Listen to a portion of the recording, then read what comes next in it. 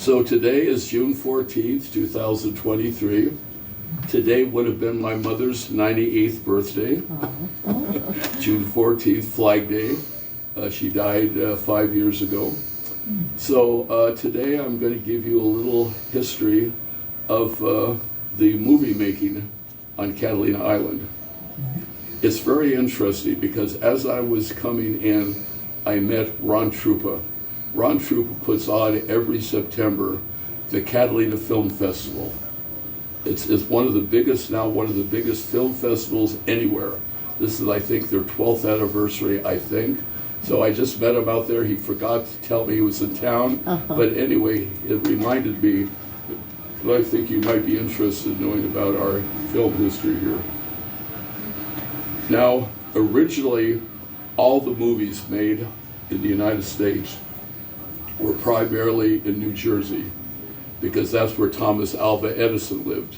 And he's the one that invented the movie camera, the movie projector.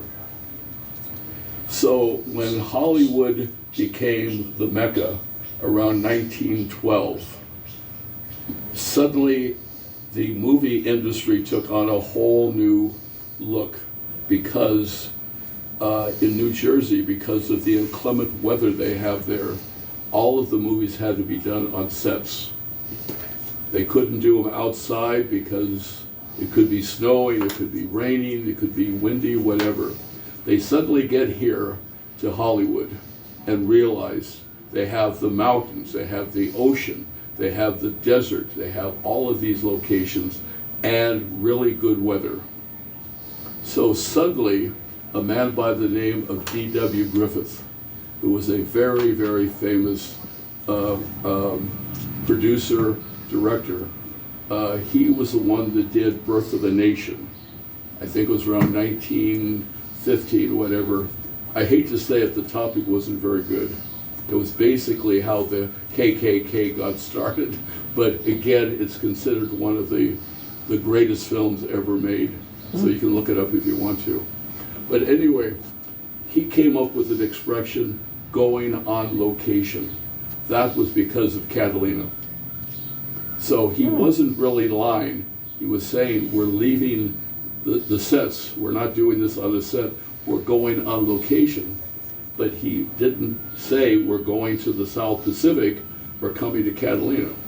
So that's how the term going on location came, because of Catalina. We have had over 600 movies and TV shows made on the island since 1909, and we haven't missed a year yet. So I'm happy to say that every year from 1909 to the present, there's a TV series that is now being in production. It's called Avalon, an easy one to remember. You can look it up on the internet to find out when it's going to be shown. It has to do with forensic murders. I don't know why they choose Avalon for that, but it has to do with murders. And then I was on a show last year. It was called Ghost Adventures. And you watch it? Yeah, I know of it. Did you see me on it? I haven't caught up on the new seasons yet. Okay, well that was last year. There's 20. But still it's on, but it's called The Curse of Catalina Island. So the point I'm making is we're still making movies here. Now, some of the very classic films that have been made here it's been Mutiny on the Bounty, Treasure Island, Hurricane, Typhoon. The movie Hurricane is has now been given the credit to being one of the greatest special effects film ever made. It was made here on the island, but the interesting part is they didn't have computers, so it all had to be done with whatever technique they had. Now, I'm sure you're familiar with the movie King Kong. Believe it or not, that same year there was a movie called Son of Kong. That was made here on Catalina. So we have a lot of interesting connections with the movie industry. So I just wanted to, so do any of you, I know we're not going to put you on to show you, but do you have any questions about any of the movies? By the way, I'm trying to remember the worst film ever made on the island. Aquanoids. Catalina, do you remember the name of it? Okay, it's considered one of the worst films ever made, and it was made here on the island in the 1960s. Tommy Kirk starred in it, so you may want to look it up and see. Glass Bottom Boat. No. Glass Bottom Boat? No, Oh. no, that was with Doris Day. That's a good one. No, this That's is a good one. No, I think it's called Catalina Capers. It is horrible. In fact, they had a TV show that used to make fun of movies. I don't know if you ever watched that. Mystery It's about Science. this guy that's in outer space, and he has these two robots, and every week he would, I don't know, but it was kind of a weird, something 2000, I don't remember. Yeah, Mystery Science 2000. It's online. You can actually Google it. The whole episode is on YouTube, so you can see Catalina Capers Okay. with their But cutting the up. interesting point is, this film was so bad, they didn't have to make any comments about it. They just let it play. Oh, that's. Where normally they would interrupt it and make fun of it. This one, just let it go on its own. So anyway, that's one you have to watch just to see how bad a movie could be. So we go from Mutiny on the Bounty to Catalina Capers. So I just thought that was sort of interesting. So then I mentioned Son of Kong, the new TV show that should be coming out. And I think that's about all for my thing. Okay. Aquanoids. Well, okay. If you want to say that was cool, it's a little strange. It's a film called Aquanoids. I forgot about it. She said it was cool. Okay, you just brought up something. Thank you. This first part I should have. People wonder how the bison got No, here. that was my question. Oh, What okay. year did they bring them? Okay. For what movie? So, Vanishing American. 14 head of bison came over in 1924. Oh. I usually joke and I said not only the heads but the bodies. So anyway, it's a bad joke and I'm sorry I said it. So Zane Grey lived here on the island. And that's his home up there on the hillside, which is now a hotel. And he had written a bunch of Wild West stories. Now, one of them, there is question about which one of these was used. The Vanishing American was not the one, and that's the one they usually say. It had to do with the Native Americans.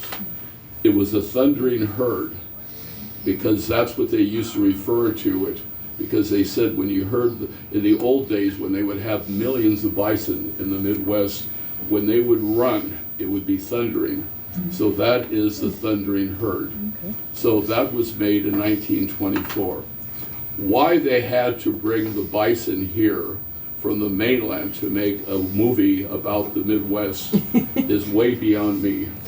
But I know now why.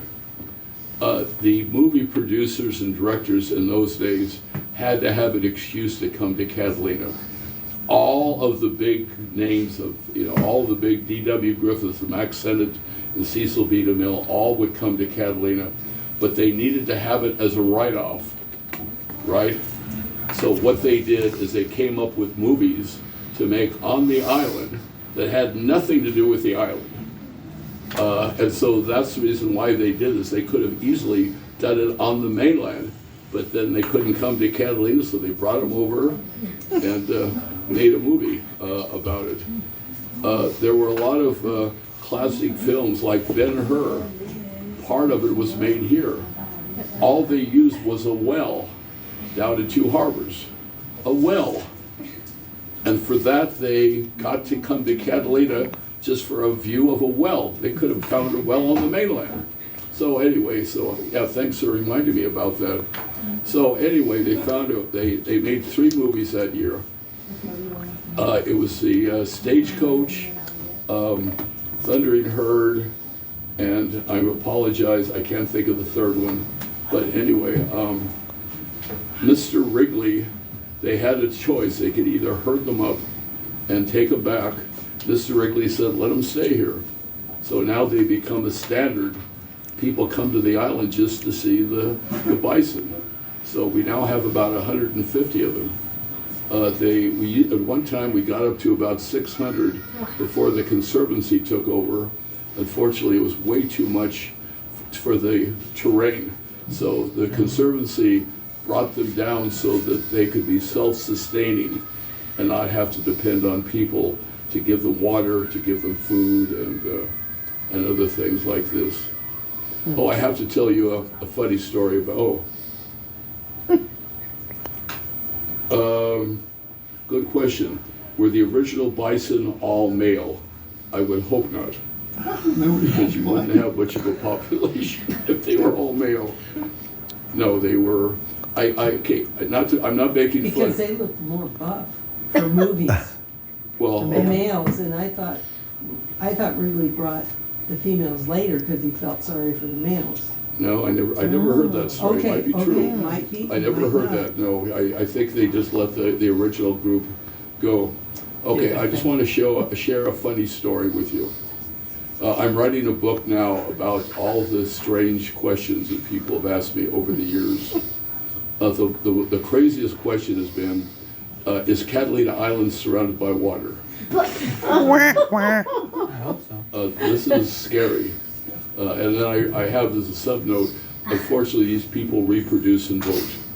But anyway, so the reason I'm bringing this up is because a tour driver came back from a tour of the interior, and he came back and he said, Chuck, I have to share this one with you. And of course, I'm writing them down. I have over 500 that are going to be in my book now that I'm writing. So anyway, he was making a reference to the fact at this time we had a drought. Luckily, we're well over the drought now, but